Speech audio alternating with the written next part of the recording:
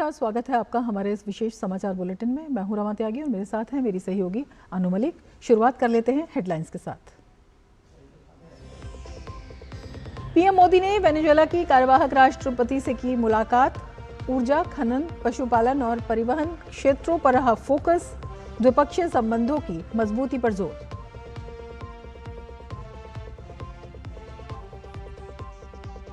Bharat America के बीच जल्द होगा व्यापार समझौता।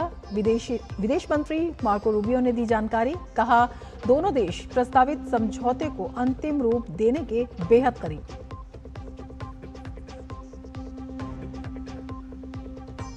पश्चिम एशिया संकट के बीच देश में हालात सामान्य। एलपीजी प्राकृतिक गैस की आपूर्ति स्थिर। सरकार ने दी जानकारी। कहा, कालाबाजारी करने वालों पर एक्शन जारी।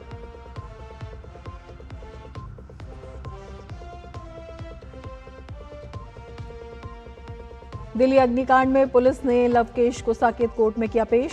आरोपी को 4 दिन की रिमांड पर भेजा। होटल में शॉर्ट सर्किट से लगी थी आग, जांच जारी।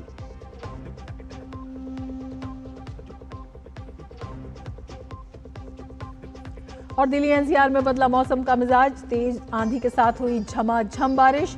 तूफानी बारिश से लोगों को भीषण गर्मी से मिली निजात।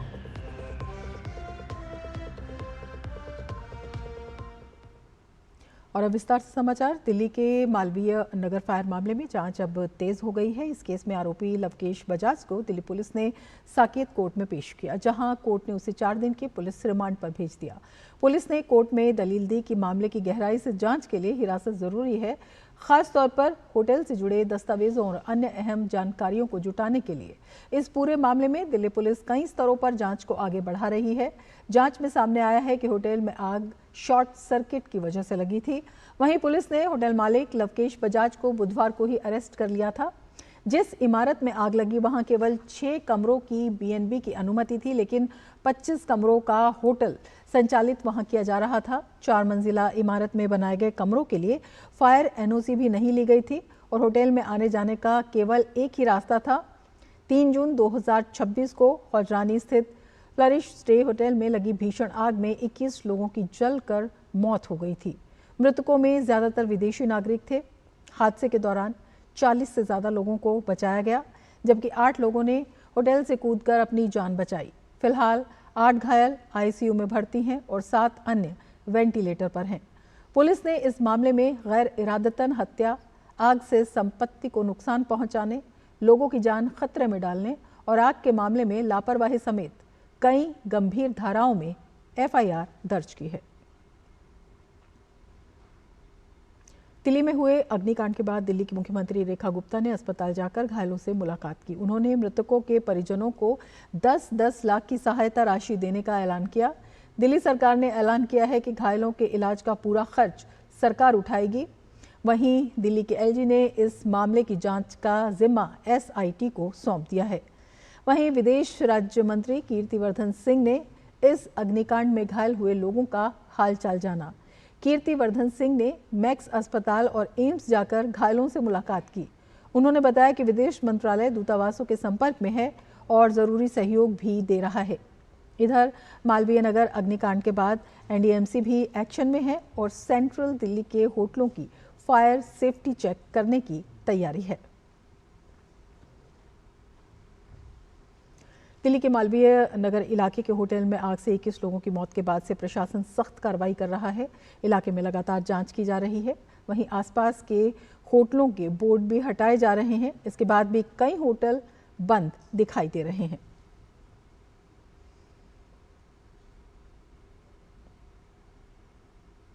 यूपी के राज्य मंत्री नरेंद्र कश्यप आज गाजियाबाद के खोड़ा इलाके में सूर्य चौहान के घर पहुंचे, जहां उन्होंने सूर्या चौहान के परिवार को शस्त्र लाइसेंस और स्थायी सुरक्षा के लिए प्रशासन को निर्देश दिए। इसके अलावा उन्होंने कहा कि ऐसे किसी भी मदरसे को चलने नहीं देंगे जिसमें दंगाई और बदमाश बनाए जाते हों। इस मुद्दे पर राज्य मंत्री नरेंद्र कश्यप से बातचीत की हमारे संवाददाता दिवांशु मल्होत्रा ने।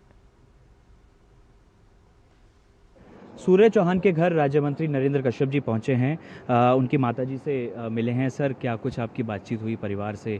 क्या डिमांड कर रहा है परिवार? सूर्या की माताजी से संवेदना व्यक्त करने के लिए और घटना के बाद उनके जीवन में और कोई कठिनाई तो महसूस नहीं हो रही है, ये सब जानने के लिए हम यहाँ पे पहुँचे हैं। सूर्या की माता जी का ये आग्रह था कि जिस घर में वो रहते हैं वहाँ पे गार्ड लगे ताकि उनकी सेफ्टी भी रहे। तो हमने पुलिस कमिश्नर को इसके लिए निर्देशित कर दिया है कि इनके पर घर पे स्थायी रूप से गार्ड लग जाए।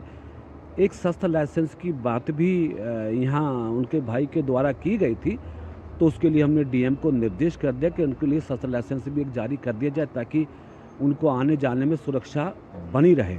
तो सुरक्षा का पुख्ता इंतजाम, अपराधियों के खिलाफ जेल की कानून की कार्रवाई, एनकाउंटर में मौत की कार्रवाई, ये सारी पूरी हुई है। आर्थिक मदद के तौर पर भी मुख्यमंत्री जी ने अपने कोष से मदद की है। नौकरी के लिए भी जिलाधिकारी ने फैसला लिया है। परिवार का कहना है कि ऐसे इलीगल इंस्टीट्यूशंस खुले हुए हैं जिसमें बच्चे पढ़ते हैं और इस तरह की एक्टिविटी में शामिल होते हैं। प्रशासन ने उस पर भी अपनी कार्रवाई शुरू कर दी है। जो इलीगल इंस्टीट्यूशंस हैं, चाहे मदरसों के नाम पर हो या किसी और नाम पर, वो बंद होंगे, वो बंद हो रहे हैं। किसी मदरसे या किसी भी शैक्षिक स्थान को दंगाई बनाने के लिए, दंगाई पैदा करने के लिए नहीं छोड़ा जाएगा। उत्तर प्रदेश की बात हो, खोड़ा की बात हो या गाजियाबाद की बात हो, जो इंस्टीट्यूशन जिस काम के लिए बने उसका इस्तेमाल उसी के लिए होगा। बदमाश पैदा करने के लिए कोई इंस्टीट्यूशन खोड़ा में नहीं चलेगा। कैमरामैन जगदेव के साथ देवांशु मल्होत्रा, दूरदर्शन समाचार, खोड़ा, गाजियाबाद। गाजियाबाद के खोड़ा इलाके में सूर्य चौहान नाम के युवक की हुई हत्या के मामले में पुलिस ने 5वें आरोपी सारिक मेवाती को भी गिरफ्तार कर लिया है। इसके अलावा Ghaziabad police operation clean sweep के तहत गाजियाबाद के सभी क्रिमिनल्स पर भी शिकंजा कस रही है। जो लोग सोशल मीडिया के माध्यम से भ्रामक प्रचार कर रहे हैं वो भी पुलिस की रडार पर हैं। इसी मुद्दे पर एसीपी इंदिरापुरम अभिषेक श्रीवास्तव से बातचीत की हमारे संवाददाता देवांशु मल्होत्रा ने। गाजियाबाद पुलिस पूरे एक्शन मोड में है। हमारे साथ बातचीत करने के लिए अभिषेक श्रीवास्तव जी हैं जो कि एसीपी इंदिरापुरम हैं। इनसे बातचीत करेंगे कि आखिर सूर्य हत्याकांड में अभी तक जांच कहां तक पहुंची है और ऑपरेशन क्लीन स्वीप जो चलाया जा रहा है उसकी क्या स्थिति फिलहाल है। सर, मेरा पहला सवाल ये है कि सूर्या चौहान की जिस तरह से हत्या हुई, अब तक इन्वेस्टिगेशन आप लोगों की कहाँ तक पहुँची है, टोटल कितने अरेस्टिंग हुई है, और एक बड़ा सवाल ये है कि जो रीज़न ऑफ किलिंग थी वो अभी तक की जाँच में क्या साफ हो पाई है। विवेचना के क्रम में इसमें जो 4 नामजद अभियुक्त सभी की गिरफ्तारी की जा चुकी है तथा विवेचना में सभी बिंदुओं पर गहनता से जांच की जा रही है और जो भी तथ्य आ रहे हैं उन्हें विवेचना में समावेश कर अग्रिम विधिक कार्रवाई सुनिश्चित की जाएगी। ऑपरेशन क्लीन स्वीप के तहत क्या कुछ अभी तक सर आप लोगों की तरफ से कार्रवाई की गई है? खोड़ा क्षेत्र में निवासरत जितने भी अपराधी हैं सभी के सत्यापन और उनसे जो जांच की प्रक्रिया है वो की जा रही है ऑपरेशन क्लीन स्वीप के तहत।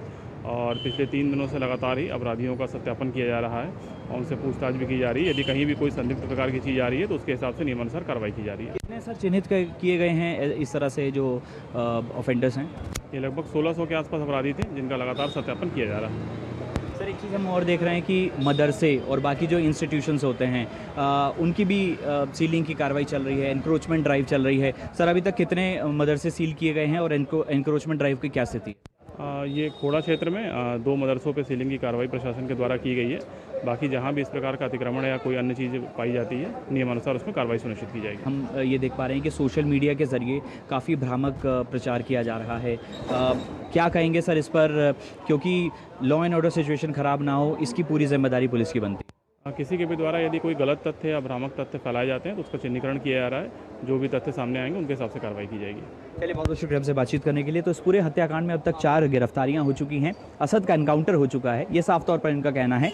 इसके अलावा ऑपरेशन क्लीन स्वीप के तहत करीब 1600 ऐसे क्रिमिनल्स हैं जिनकी पहचान की गई, उनके सत्यापन की जो कार्रवाई है वो लगातार जारी है, ये साफ तौर पर पुलिस का कहना है।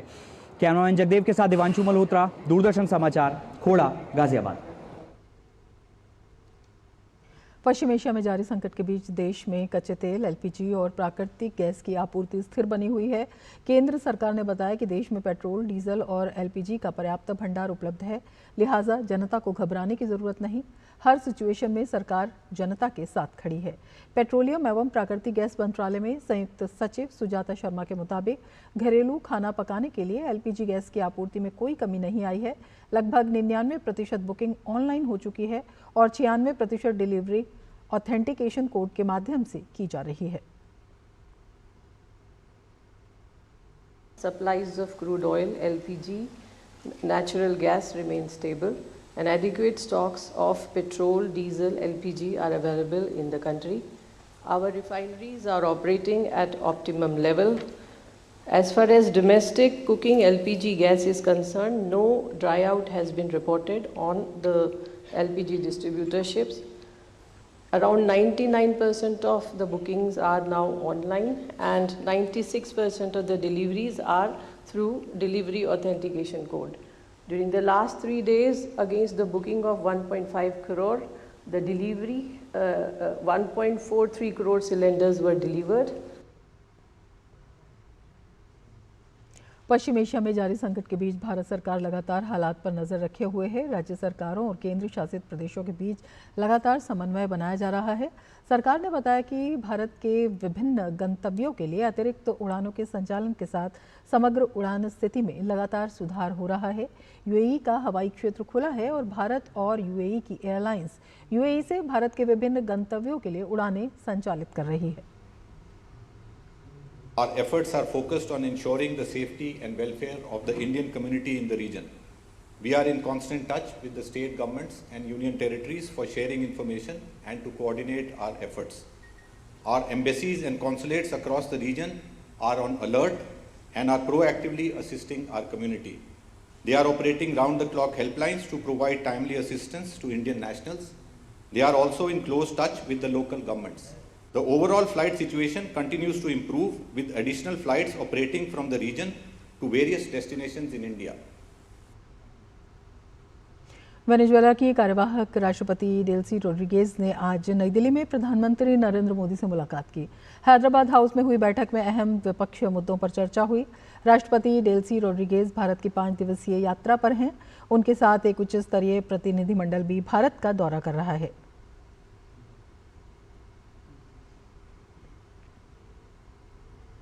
भारत और वेनेजुएला के बीच ऊर्जा सहयोग को लेकर सकारात्मक संकेत सामने आए हैं। वेनेजुएला की कार्यवाहक राष्ट्रपति डेल्सी रोड्रिगेज की भारत यात्रा पर विदेश मंत्रालय के सचिव पूर्व रुदेंद्र टंडन ने कहा कि दोनों देशों ने ऊर्जा सहयोग पर जोर दिया। भारत और वेनेजुएला ने ऊर्जा, व्यापार, निवेश, स्वास्थ्य सेवा और ऑटोमोबाइल जैसे कई महत्वपूर्ण क्षेत्रों में सहयोग बढ़ाने के नए अवसरों पर बातचीत की।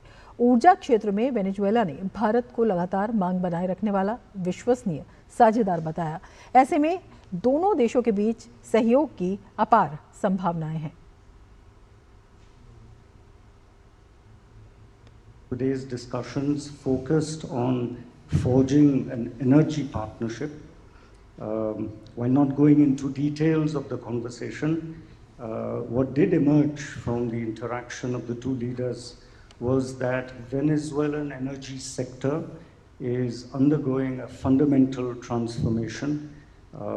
They see India as a stable demander for many years to come, and therefore there exists a perfect complementarity for India and Venezuela to work in the energy sector, both upstream as well as downstream.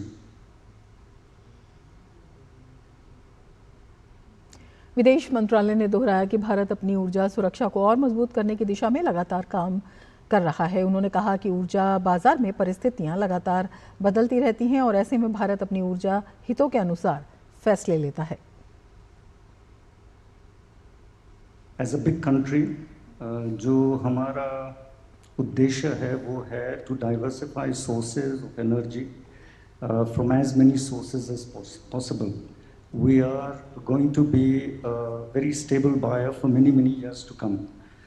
Sellers of oil recognize that because when they enter into contracts with India, they know that irrespective of what is happening in the international market, there will be a stable buyer.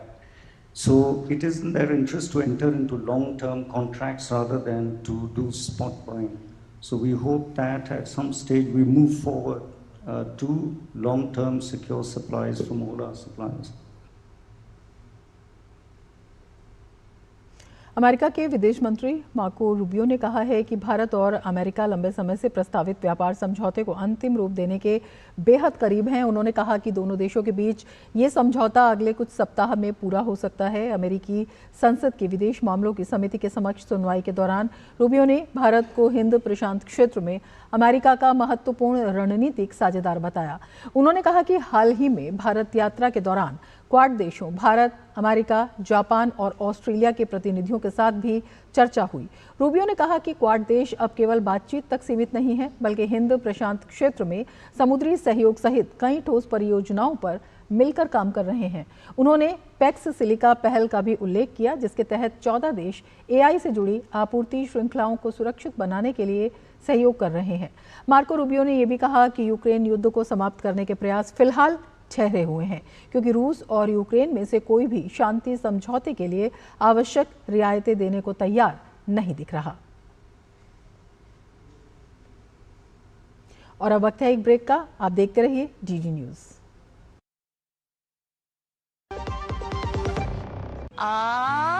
Good girl.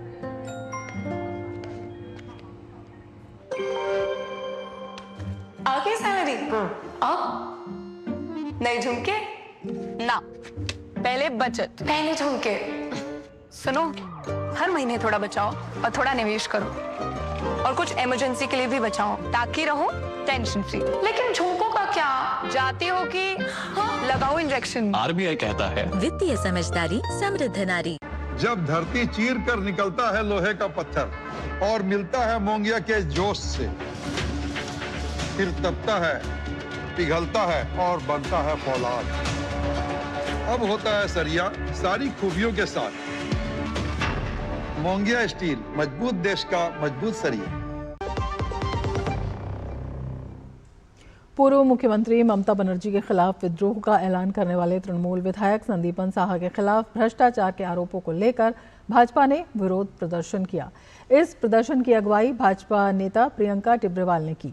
Bhajpa नेता का आरोप है कि संदीपन साहा और उनके पिता स्वर्णकार साहा ने इंटाली विधानसभा क्षेत्र में करोड़ों का भ्रष्टाचार किया है। उनका ये भी आरोप है कि संदीपन साहा ने आईपैक को पैसे देकर अभिषेक बनर्जी से टिकट सुनिश्चित कराया था। बता दें कि इंटाली विधानसभा सीट पर प्रियंका टिब्रेवाल संदीपन साहा के खिलाफ चुनाव भी लड़ रही हैं।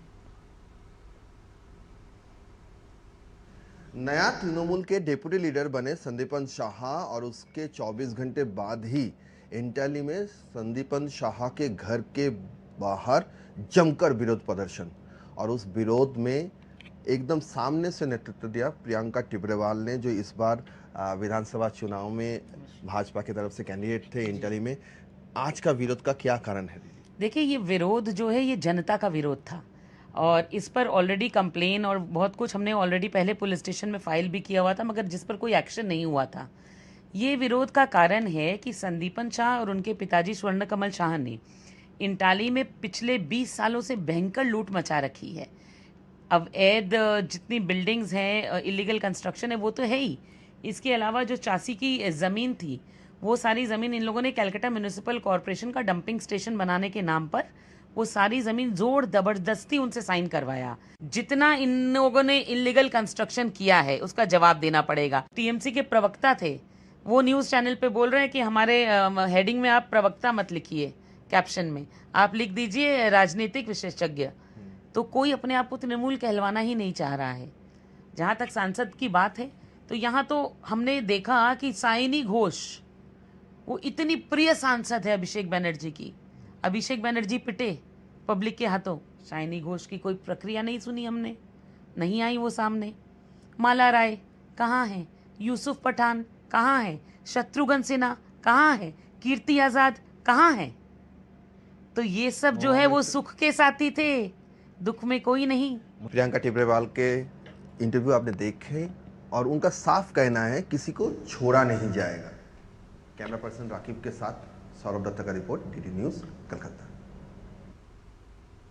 देश में हरित और वैकल्पिक ईंधन को बढ़ावा देने की दिशा में एक बड़ा कदम उठाया गया है। मारुति सुजुकी ने नई दिल्ली में देश की पहली flex fuel Wagon R car पेश की। इस अवसर पर केंद्रीय सड़क परिवहन एवं राजमार्ग मंत्री नितिन गडकरी और पेट्रोलियम मंत्री हरदीप सिंह पुरी मौजूद रहे। फ्लेक्स फ्यूल वाहन पेट्रोल के साथ साथ 85% तक एथेनॉल मिश्रित ईंधन पर भी चल सकते हैं। सरकार का मानना है कि इससे आयातित तेल पर निर्भरता कम होगी, कार्बन उत्सर्जन घटेगा और किसानों को एथेनॉल उत्पादन के जरिए अतिरिक्त आय के अवसर मिलेंगे। फ्लेक्स फ्यूल कार से पहले 3 जून को हीरो मोटोकॉर्प ने फ्लेक्स फ्यूल पर चलने वाली 2 बाइक लॉन्च की थी। अब शुक्रवार को E85 फ्यूल को बेचने वाले पेट्रोल पंप का भी उद्घाटन होगा। If 1% shifts to E85, over 4 crore liters of ethanol demand will be generated. 4 crore liters. Nearly 266 crore estimated payments shall be made to distilleries. Around 195 crore in foreign exchange savings will be earned. Reduction of approximately 0.28 lakh metric tons of crude oil imports. Net CO2 reduction of nearly 0.86 lakhs metric ton. Nearly 160 crore flowing directly to farmer. And this, my friends, is just with 1%. अल्पसंख्यक समुदायों के सशक्तिकरण और समावेशी विकास की दिशा में केंद्र सरकार के प्रयासों को रेखांकित करने के लिए केंद्रीय अल्पसंख्यक कार्य मंत्रालय की ओर से नई दिल्ली के भारत मंडपम में रिफॉर्म्स उत्सव का आयोजन किया गया। इस कार्यक्रम में पिछले 12 वर्षों में शिक्षा, कौशल विकास, रोजगार सृजन, महिला सशक्तिकरण और सामाजिक उत्थान के क्षेत्र में किए गए महत्वपूर्ण सुधारों और उपलब्धियों को प्रदर्शित किया गया। इस अवसर पर विभिन्न योजनाओं के लाभार्थियों की सफलता की कहानियों और मंत्रालय की प्रमुख पहलों को भी प्रस्तुत किया गया। कार्यक्रम में उपस्थित केंद्रीय अल्पसंख्यक कार्य एवं संसदीय कार्य मंत्री किरण रिजिजू ने कहा, ये कोई साधारण कार्यक्रम नहीं है बल्कि रिफॉर्म्स उत्सव है। पिछले कई सालों से नरेंद्र मोदी जी का नेतृत्व में जो भी रिफॉर्म्स किए हैं और मेरे मिनिस्ट्री का संबंधित जितना रिफॉर्म्स हुआ है उसको लेकर के रिफॉर्म्स उत्सव बनाया गया है। स्किलिंग का जितना हमारा कार्यक्रम चल रहा है उससे बहुत फ़ायदा हो रहा है और दूर दराज से भी लोग आए हैं। तो रिफॉर्म्स का उत्सव बनाना मैं मानता हूँ कि ये बहुत बड़ा हमारे लिए एक मौका है जब हम अपने अचीवमेंट को लोगों के साथ भी हम साझा कर सकते हैं और हम भी अपने आप में बहुत खुश है कि मोदी जी के नेतृत्व में माइनॉरिटी अफेयर्स मिनिस्ट्री ने इतना अच्छा काम किया और इतना व्यापक प्राप्त किया है हमने सफलता। रक्षा मंत्री राजनाथ सिंह ने रक्षा सेवाओं के लिए वित्तीय अधिकारों में बड़ा विस्तार किया है। नई व्यवस्था के तहत सेना, नौसेना और वायुसेना के अधिकारियों की वित्तीय शक्तियां 100% तक बढ़ा दी गई हैं, जबकि कुछ मामलों में इन्हें दोगुने से भी अधिक किया गया है। सरकार का कहना है कि इससे रक्षा उपकरणों और संसाधनों की खरीद प्रक्रिया तेज होगी और फील्ड कमांडर जरूरत के मुताबिक जल्दी फैसले ले सकेंगे। स्वदेशी रक्षा उत्पादन एवं अनुसंधान एवं विकास को बढ़ावा देने के लिए भी वित्तीय अधिकार दोगुने किए गए हैं। इस फैसले से मौजूदा बजटीय प्रावधानों के तहत 1.25 लाख करोड़ रुपए से अधिक की रक्षा खरीद को गति मिलने की उम्मीद है। सरकार के अनुसार वित्तीय अधिकारों में ये संशोधन और अक्टूबर 2025 में जारी संशोधित रक्षा खरीद मैनुअल मिलकर रक्षा खरीद प्रक्रिया को अधिक तेज, सरल और प्रभावी बनाएंगे। वाणिज्य और उद्योग मंत्रालय के अधीन आने वाले भारतीय विदेश व्यापार संस्थान ने अपने दिल्ली परिसर में वैश्विक व्यापार अनुसंधान सम्मेलन 2026 का आयोजन किया। सम्मेलन का विषय वैश्विक उथल पुथल के बीच व्यापार का प्रबंधन रखा गया है। केंद्रीय वाणिज्य एवं उद्योग राज्य मंत्री जितिन प्रसाद ने सम्मेलन का उद्घाटन किया। 3 दिवसीय सम्मेलन में भारत और विदेश के प्रख्यात शिक्षाविद, नीति निर्माता, प्रबंधन शिक्षक, शोधकर्ता और उद्योग विशेषज्ञ एकत्रित हो रहे हैं। इस सम्मेलन में वैश्विक व्यापार परिवेश को आकार देने वाली उभरती चुनौतियों और अवसरों पर विचार विमर्श किया जाएगा। केंद्रीय वाणिज्य एवं उद्योग राज्य मंत्री जितिन प्रसाद ने कहा कि वैश्विक अनिश्चितताओं के बावजूद भारत विश्व की सबसे तेजी से बढ़ती प्रमुख अर्थव्यवस्थाओं में से एक बना हुआ है। प्रधानमंत्री के नेतृत्व में देश ने व्यापार, विनिर्माण, नवाचार और तकनीकी क्षमताओं को मजबूत करने पर केंद्रित दीर्घकालिक दृष्टिकोण अपनाया है। कृत्रिम बुद्धिमत्ता, सेमीकंडक्टर और वैश्विक व्यापार साझेदारी जैसे क्षेत्रों में भारत की प्रगति अंतर्राष्ट्रीय अर्थव्यवस्था में इसकी बढ़ती भूमिका को दर्शाती है। इसके साथ ही इस बुलेटिन में फिलहाल इतना ही। दीजिए इजाजत। नमस्कार।